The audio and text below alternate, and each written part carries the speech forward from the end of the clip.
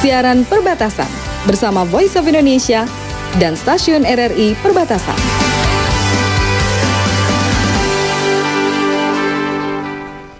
Selamat pagi pendengar Voice of Indonesia dan juga Radio Republik Indonesia yang ada di perbatasan. Dan kali ini saya ditemani dengan Radio Republik Indonesia dari Rote juga nih di hari Sabtu yang bisa dibilang cukup cerah, nggak dibilang cerah, lebih ke mendung-mendung adem gitu ya. Gimana nih, dengan siapa? Iya, selamat pagi Bang Reh, dengan saya Yona Sape ya, menemani untuk satu Rote pagi hari ini di siaran perbatasan. Oke Kak Yona, gimana nih di Rote cuacanya pagi ini?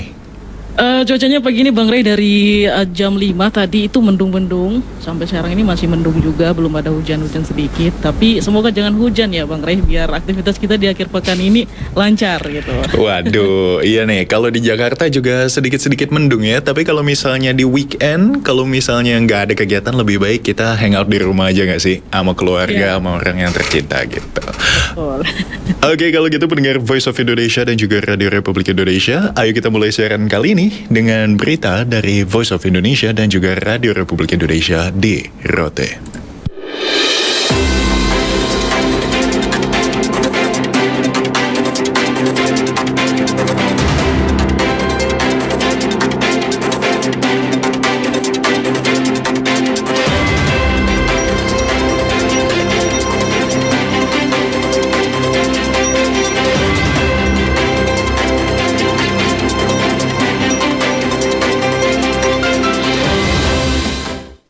Voice of Indonesia dengan warta berita, berikut sari berita penting.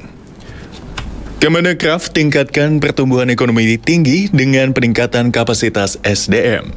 Surya membara, pemberontak terus bergerak, puluhan ribu orang mengungsi. Dan sekarang berita selengkapnya. Pelaksana tugas Sekretaris Utama Kementerian Ekonomi Kreatif, Desi Ruharti, mengungkapkan bahwa Kementerian Ekonomi Kreatif bersiap meningkatkan pertumbuhan ekonomi tinggi dengan berbasis peningkatan kapasitas sumber daya manusia. Hal tersebut disampaikan Desi Ruharti saat konferensi pers pelepasan peserta pelatihan kepemimpinan nasional tingkat 1 Angkatan 61 tahun 2024 di Jakarta pada Jumat. Desi Ruharti menjelaskan Kemenekraf melakukan berbagai hal untuk meningkatkan kapasitas SDM Ekraf, salah satunya melalui inkubasi kreatif. Beberapa hal yang dilakukan oleh masing-masing stakeholder dan khususnya di kami di Kementerian Ekonomi Kreatif, ada beberapa inkubasi yang dilakukan untuk subsektor masing-masing. Jadi ada 17 subsektor itu kita lakukan inkubasi kreatif. Desi lebih lanjut menjelaskan, selain inkubasi kreatif, Kemenekraf juga melakukan pelatihan kapasitas bagi para chef untuk mendukung program makan bergizi yang dicanangkan oleh Presiden Prabowo Subianto. Desi Ruharti juga mengungkapkan bahwa Kemenekraf juga melakukan engagement bersama-sama dengan para stakeholders, asosiasi dan komunitas untuk menciptakan lapangan kerja, meningkatkan ekspor ekonomi kreatif, dan meningkatkan PDB. Beralih ke berita selanjutnya, puluhan ribu orang mengungsi dari wilayah Homs, kota besar ketiga di Suriah, saat pasukan pemberontak yang menentang rezim Presiden Bashar al-Assad semakin bergerak mendekat. Seperti dilansir Al Arabiya Jumat, kebanyakan warga yang mengungsi itu merupakan anggota komunitas minoritas Alawite yang dipimpin oleh Assad, yang takut pasukan anti pemerintah akan terus bergerak maju di area Homs. Homs diketahui berjarak hanya 40 km di sebuah selatan Hama yang berhasil direbut pasukan oposisi pada Kamis waktu setempat. Kelompok pemantau konflik Suriah Syrian Observatory for Human Rights melaporkan eksodus massa warga Alawite dari area Homs dengan puluhan ribu orang bergerak menuju ke pantai Suriah karena takut akan pergerakan maju para pemberontak. Dan sekarang berita saya alihkan ke Radio Republik Indonesia di Rote.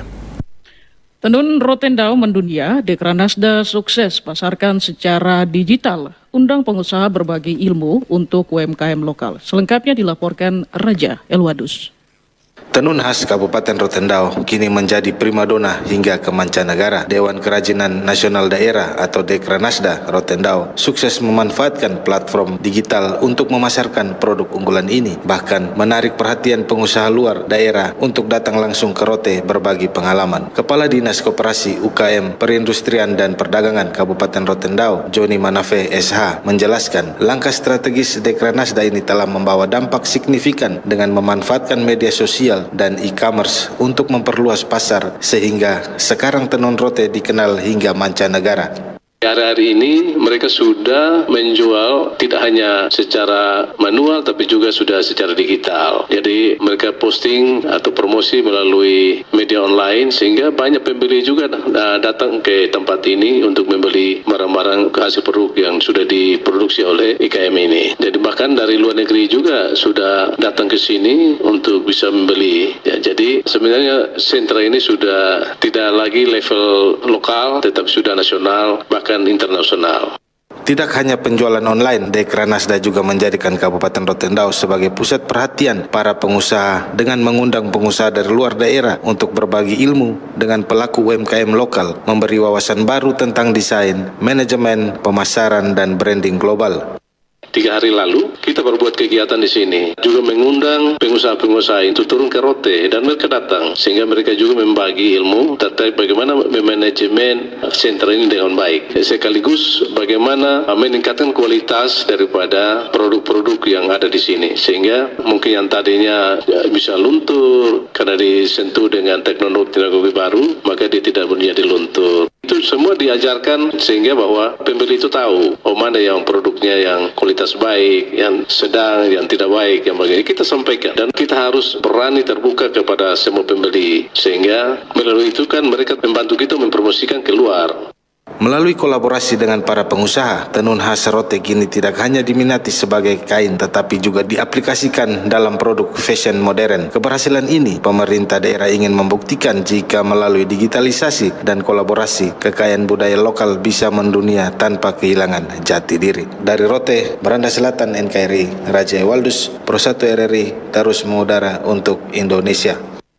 Kantor Pencarian dan Pertolongan Kelas A Kupang sukses gelar simulasi pertolongan korban kapal tenggelam di perairan Rote. Berikut Yana Plugi melaporkan.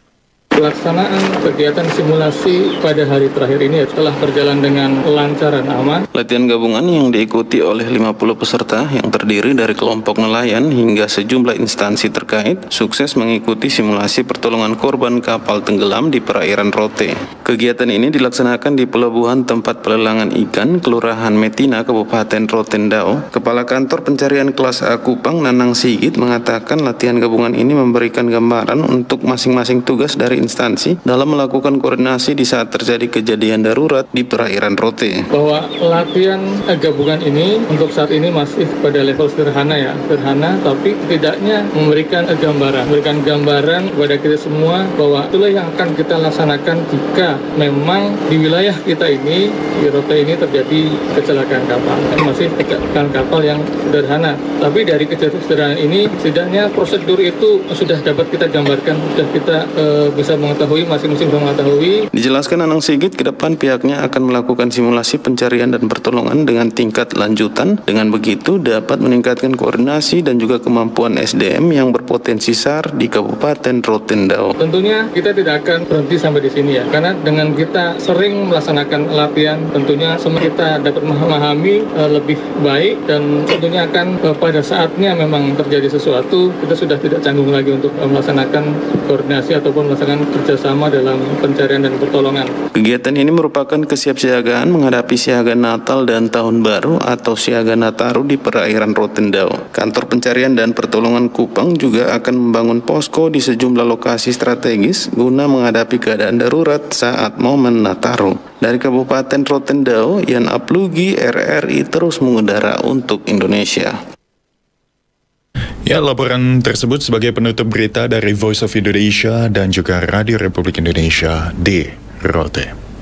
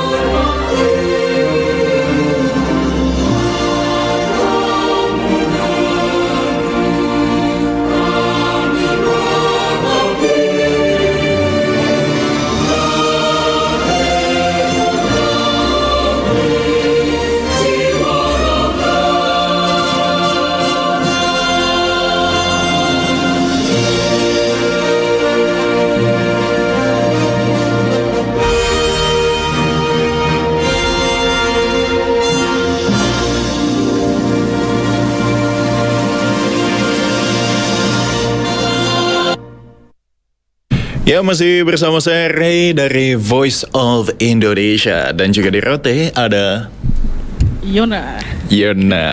Kak Yona, boleh tanya-tanya gak nih, kalau misalnya suasana Rote, kalau misalnya lagi mendung gitu, habis itu kayak lagi musim hujan, itu biasanya lebih kayak orang lebih banyak keluar untuk menikmati pantai atau malah diam di rumah tuh biasanya? Kalau selesai hujan biasanya orang jalan-jalan sih. Cuman kalau untuk ke pantai itu jarang ya. Oh, jarang? Jarang ada yang menikmati pantai pas selesai hujan. Biasanya kalau cerah-cerah karena sunset gitu. Oh iya sih ya, Instagram banget ya gitu ya Yona ya. Nah, kalau misalnya juga lagi musim hujan tuh, apakah banyak angin di sana? Ya, kalau untuk bulan Desember biasanya gitu, Bang. Kalau masuk bulan Desember, apalagi akhir-akhir bulan itu biasa hujan disertai angin yang lumayan. Kapal bisa tidak berlayar, bisa 1 minggu, bisa 3 hari tidak berlayar karena cuacanya. Iya, soalnya tadi kan dari berita laporan juga ada tim penyelamat yang menyelamatkan kapal ya, yang dari mungkin kena cuaca gitu ya?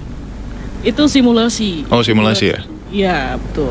Untuk Natal dan juga Tahun Baru. Karena memang di sini biasanya begitu, Bang. Kalau hujan biasa angin gitu. Terus kapal juga tidak berlayar. Oke, emang udah ada persiapan ya simulasi kalau misalnya emang ada yang apes gitu ya jatuhnya. Jadi butuh ada tim penyelamat juga. Dan mungkin aku nanya-nanya sedikit nih, Kak Yona, kayak tentang pilkada ya, ngomongin pilkada di daerah Rote sana, apakah udah keluar hasilnya? Kalau untuk hasil kita sudah selesai rapat pleno ya. Oh, udah. 5 kemarin dan untuk hasilnya itu belum tahu gitu. Tapi sudah selesai rapat. Oh, udah selesai rapat. Ya. Mungkin udah ada ada beberapa kisah-kisah gitu yang bisa diceritakan dari para kandidat-kandidatnya. Kalau kisah romantis sih. Oh, kisah romantis malah. Iya, semuanya romantis, adem gitu, pokoknya baik lah. Kalau kisah-kisahnya tidak ada yang saling menjatuhkan. Oke, soalnya ada juga nih kisahnya ayah para lele ya. Kisah Papa Lele. Kalau kisah Papa Lele itu apa tuh? Kayo deh. Kisah Papa Lele itu kan, kalau Papa Lele ini biasanya kayak penadah-penadah gitu, kayak jualan ya. Kalau di sini kan kebanyakan orangnya melaut dan juga bertani. Kalau Papa Lele biasanya kan mereka kayak kalau misalnya dari kapal-kapal nelayan baru masuk itu sekitar jam 2, jam 3 subuh itu mereka sudah pergi menadah ikan-ikan yang baru masuk, kemudian mereka jual lagi kalau paginya gitu. Oke, seru banget nih, soalnya saya juga baca di Google, Papa Lele itu aslinya dari bahasa Portugis, itu papalvo, betul? Ya. Nah, kayak gitu. Dan ini juga biasanya dilakukan oleh ibu-ibu nih yang menggunakan pakaian khas juga, yaitu kebaya Ambon ya, betul ya, Yona ya? Iya, kalau itu di Ambon ya. Kalau di Rote biasa pakai ini ya, baju, terus pakai sarung, sarung biasa gitu. Kalau zaman-zaman dulu ya, kalau sekarang sudah pakai baju-baju biasa yang di toko. Oke, nah kalau gitu tanpa lama-lama lagi, ayo pendengar Voice of Indonesia dan Radio Republik Indonesia, kita saksikan bersama nih lagu dari Fester Esa dengan judul Kisah Papa Lele. Gitu. Kalau zaman-zaman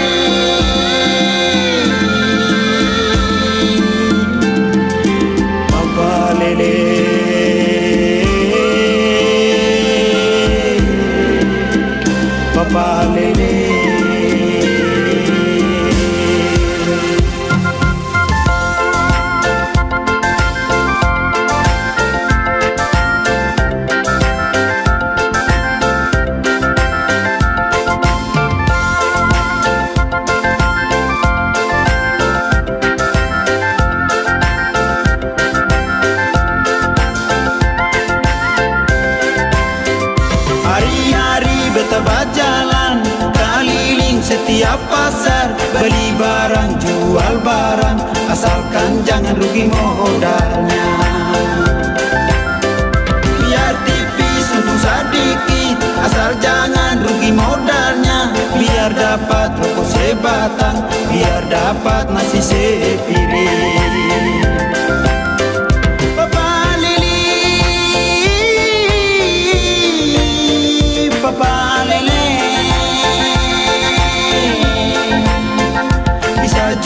jadi penjual, bisa juga jadi pembeli. Papa Lele, Papa Lele. Biar tipis untung sedikit, asal jangan rugi modalnya.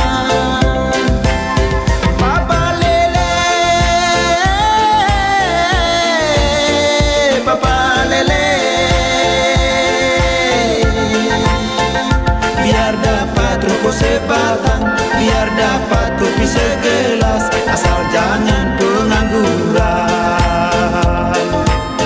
Biar tipis untung sedikit, asal jangan rugi modalnya. Papa Lele, Papa Lele. Biar dapat rokok sebatang, biar dapat kopi segelas, asal jangan pengangguran.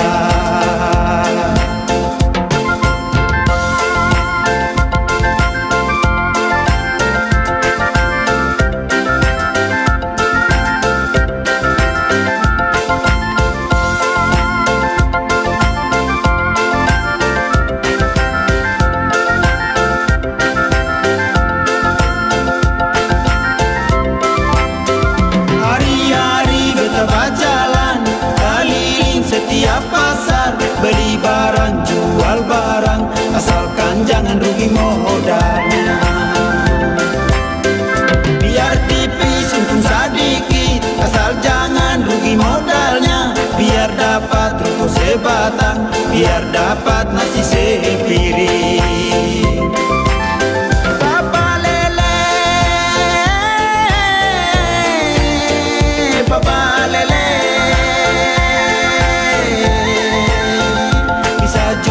Jadi penjual, bisa juga jadi pembeli. Papa Lele, Papa Lele. Biar tipis untung sedikit, asal jangan rugi modalnya. Papa Lele, Papa Lele. Biar dapat rokok sebatang, biar dapat kopi segelas, asal jangan pengangguran.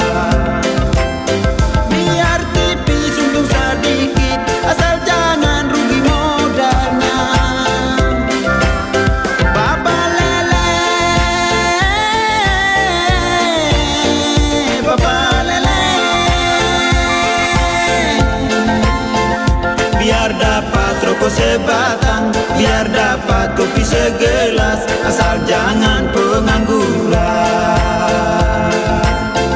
Biar dapat rokok sebatang, biar dapat kopi segelas, asal jangan pengangguran.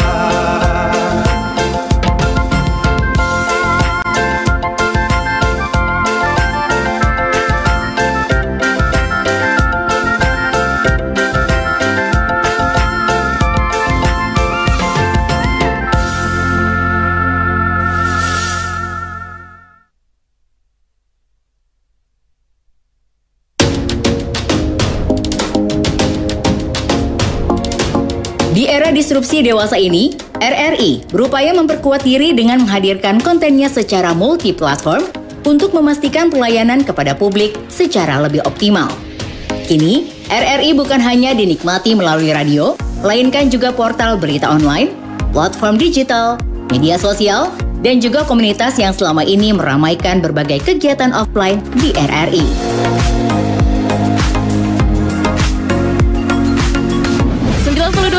Pro2 FM teman terbaik kamu. Kali ini ada Mariana yang katanya pengen titip salam buat Mbak Nur yang lagi di Paris.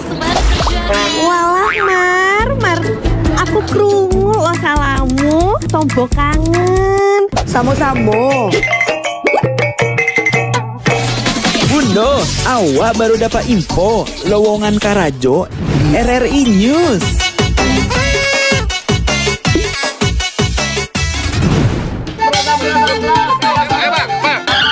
Nyanyi lagu apa kita, Pace? RRI digital saja toh.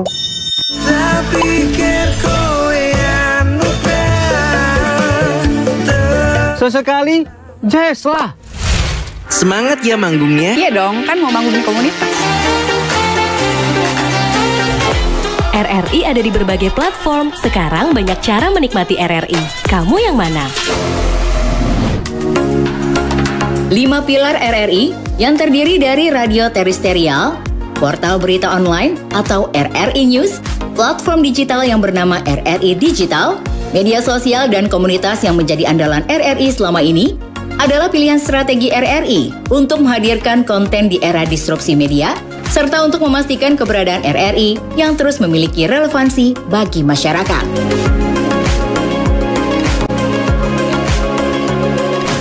Berita online RRI News memiliki tren pembaca yang semakin meningkat. Dengan posisi di peringkat 40 besar, dari ribuan berita online secara nasional, RRI News memiliki profil pembaca yang beragam, baik dari segi usia maupun kategori paling banyak dibaca. Portal ini memiliki lebih dari 80 microsite yang tersebar di banyak daerah, dari Sabang sampai Merauke. RRI News siap menjadi mitra pembangunan di daerah Anda, menyampaikan informasi pembangunan kepada masyarakat. Publik memerlukan berbagai informasi tentang program dan kebijakan daerah untuk mengetahui kinerja jalannya pemerintahan. Sementara pemerintah daerah memerlukan opini dan aspirasi masyarakat sebagai strategi merumuskan kebijakan. Dengan keterlibatan diseminasi informasi oleh RRI yang hadir secara multi-platform, akan membuat komunikasi pemerintah daerah kepada masyarakatnya berlangsung secara lebih efektif dan sangat mendukung pemerintah daerah. Ada sejumlah alasan mengapa RRI News layak menjadi mitra pembangunan pemerintah daerah. RRI bersifat tidak komersial. RRI selalu mengembangkan jurnalisme konstruktif dan verifikatif yang senantiasa berupaya menghindari disinformasi atau hoax. Brand RRI telah dikenal oleh masyarakat luas. RRI memiliki jaringan secara nasional, lebih dari 70 satker dan 80 portal rri.co.id atau RRI News. RRI berbasis media multi-platform yang jauh lebih kuat dan efektif dari media lokal dimanapun. Kerjasama RRI News dengan pemerintah daerah dilakukan dengan melibatkan tim humas dinas terkait sebagai pengisi berita kanal Info Pemda di RRI News. Konten bisa berupa berita tentang berbagai info pemerintahan atau juga bisa berisi berita foto dan berita video. Konten bisa diisi langsung di Content Management System atau CMS yang disediakan RRI. Namun apabila diperlukan, pemerintah daerah bisa berkolaborasi dengan melakukan pemberitaan pariwara yang akan diberlakukan dengan sejumlah tarif. Mari kita segera berkolaborasi, memanfaatkan kehadiran RRI News untuk mendukung pembangunan. serta mempromosikan beragam potensi yang ada di daerah Anda.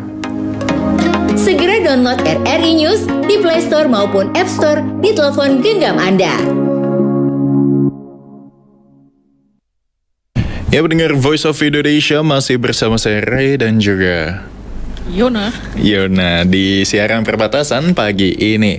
Dan ngomong-ngomongin perbatasan ya, kan di Rote juga terkenal nih sama pantai-pantai dan juga pemandangan-pemandangan alam yang sangat bagus. Kira-kira salah satu tempat yang Yona rekomendasikan untuk kita datangin itu di mana tuh?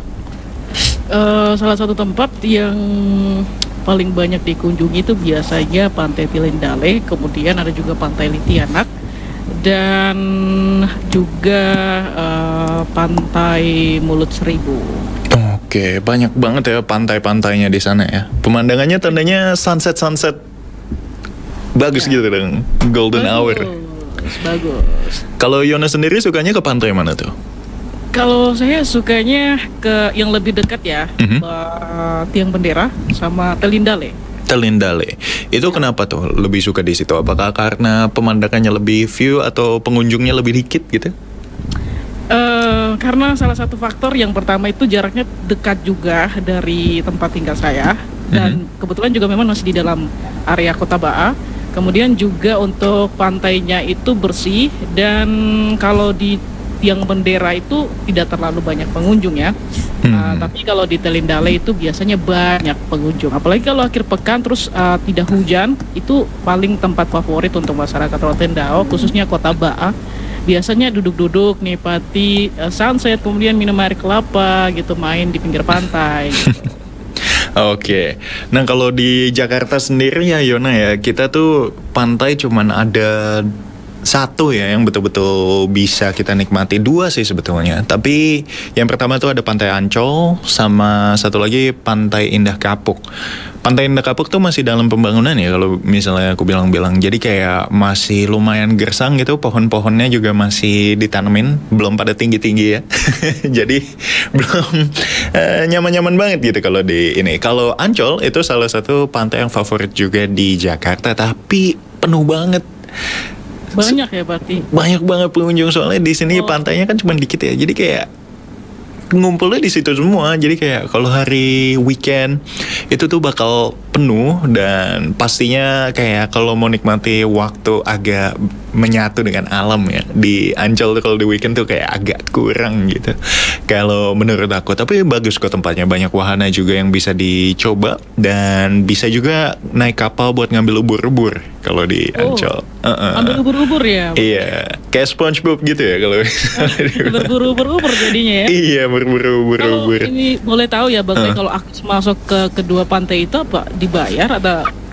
Oh, kalau di Ancol itu ada biaya masuknya, kayak sekitar 15.000 untuk tiket masuk. Habis itu kendaraan motor sekitar 15 atau 20, kalau mobil tuh bisa sampai 25 sampai 30.000. Jadi itu sekali masuk. Kalau bawa kendaraan itu tandanya 15 sama 20 35.000 buat masuk kalau motoran. Kalau mobil mungkin ya lebih mahal lagi, nanti dihitung sendiri lagi lah ya. Nah kalau peak sama orang di dalam gitu penumpangnya atau? Oh enggak, kayak kita di ini aja, buat pintu masuknya aja kayak gitu. Kalau di peak tuh gratis, kayak kita bisa nikmatin. Cuman karena masih baru ya, jadi kadang ada beberapa tempat yang kita mau hangout di situ, kadang jangan di situ dulu, masih dalam pembangunan gitu. Oke, bagus juga ya, cuman 2 tapi luar biasa juga ya kalau di Jakarta gitu. Betul. Cuman yang buat aku ya, aku lebih suka tuh kalau alam tuh luas gitu ya, kosong. Tapi kalau di sini ya kurang bisa lah. Nah ada juga nih, katanya Pulau Endau ya kalau di Rote itu. Ya, Pulau Endau. Endau. Ya. Itu ada yang bisa diceritain dikit ya, Yona? Ya, kalau di Pulau Endau untuk pantainya ya, potensi pantainya itu pasirnya putih halus, terus bersih dalam artian tidak ada sampah-sampah kayak sampah plastik yang banyak sekali. hanya cuman kayak sampah bawaan dari lautnya gitu, kayak serpihan kayu-kayu gitu. Apalagi kalau musim hujan kayak gini biasanya banyak gitu di pinggir-pinggir pantai, tapi pantainya itu putih, bersih, dan sangat memanjakan mata. Terus view-nya juga langsung ke lautan lepas gitu kan. Jadi mantap sekali kalau Nindau. Jadi tapi kalau kau lihat di sini gambarnya itu kan kayak pulau kecil ya. Tapi kalau mau ke situ harus naik perahu, betul?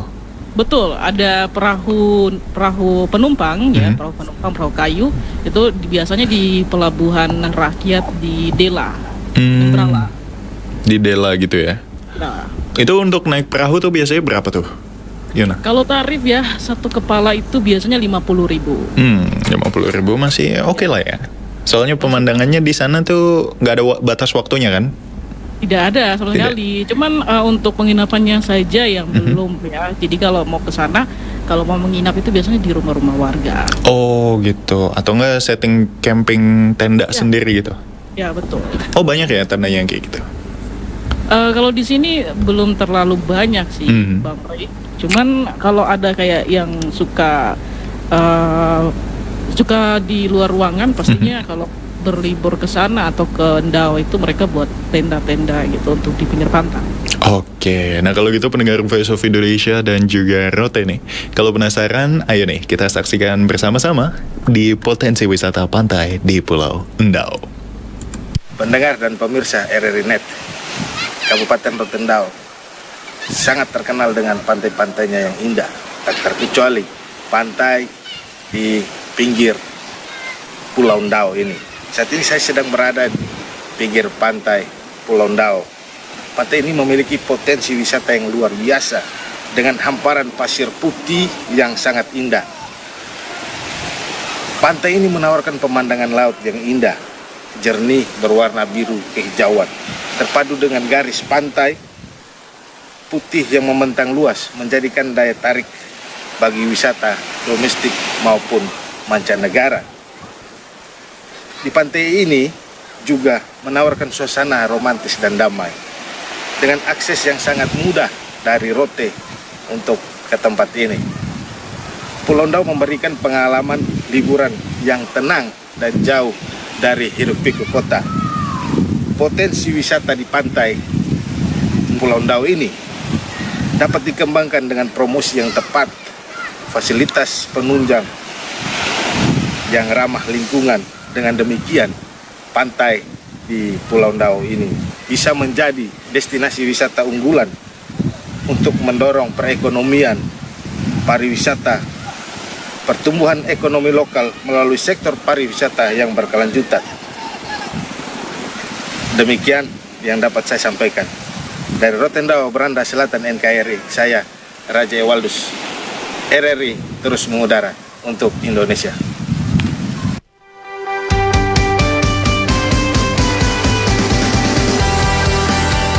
Anda masih mendengarkan siaran perbatasan bersama Voice of Indonesia dan stasiun RRI Perbatasan.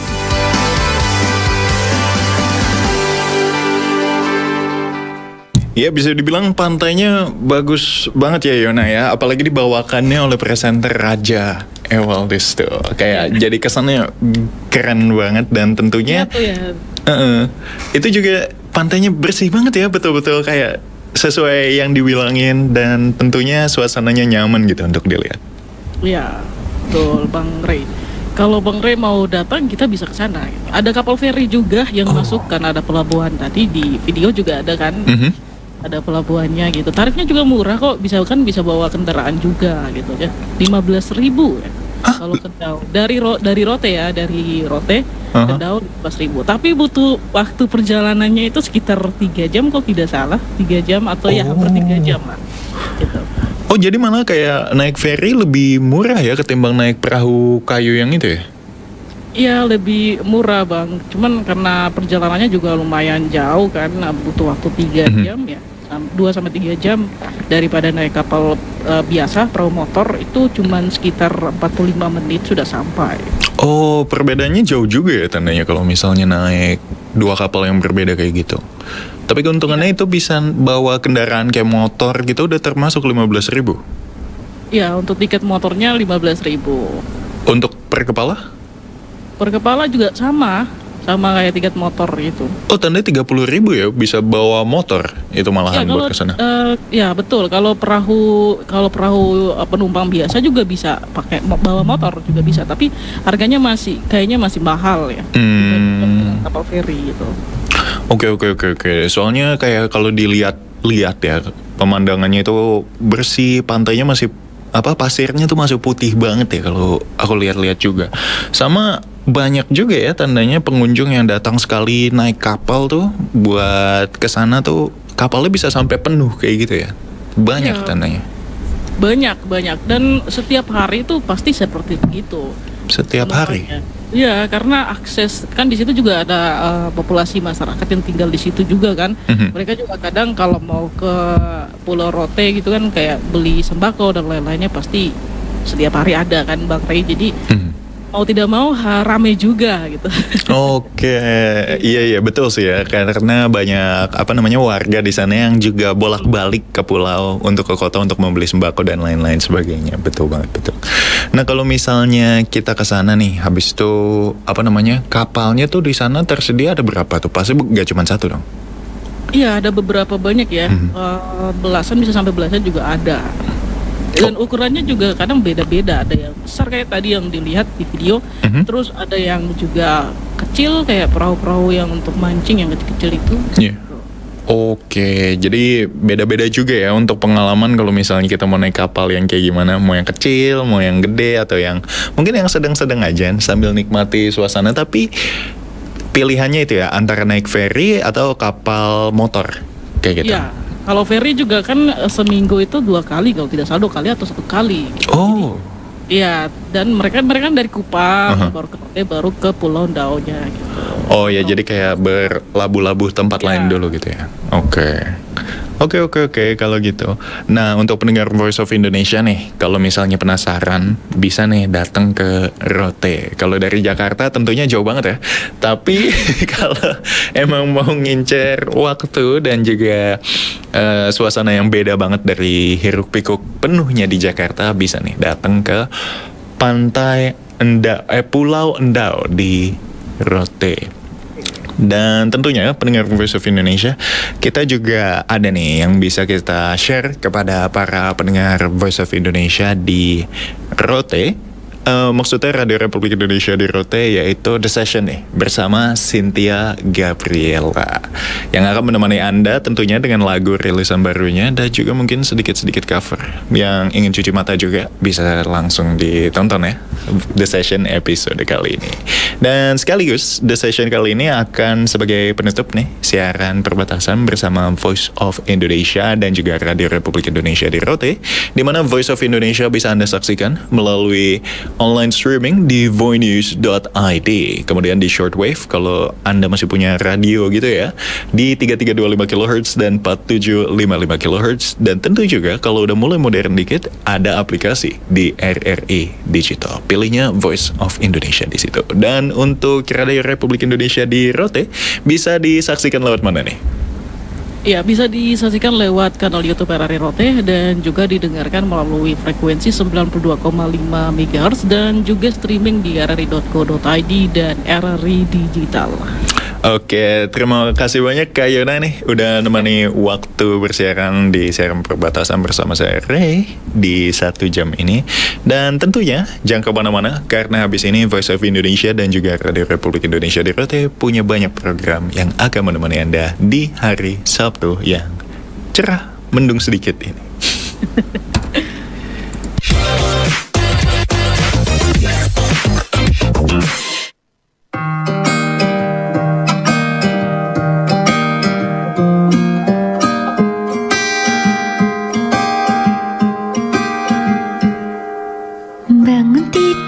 Langsung doa, malamnya nangis lagi.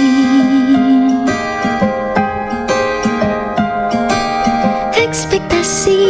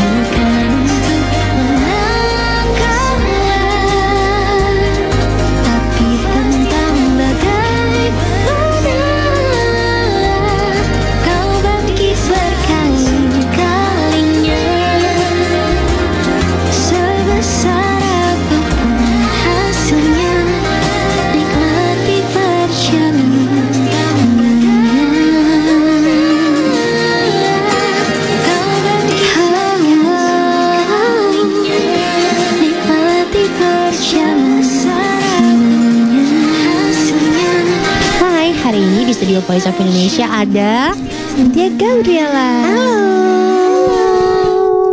Apa kabar Cynthia? Puji Tuhan baik. Kakak apa kabar? Baik. Kamu lagi sibuk apa sih sekarang? Sibuk, mungkin baru rilis single jadi sibuk-sibuk. Hai, hari ini di studio Voice of Indonesia ada dari Logaten ya. Kita seperti kedatangan tamu dari Medan lagi. Horas. Itu ada kakak setanah Batakmu tuh di sebelah sana tuh. Oh iya, di sini banyak orang. Lagi sibuk apa sih sekarang? Banyak orang Medan memang. Gak banyak sih sebenarnya. Sedikit-sedikit aja.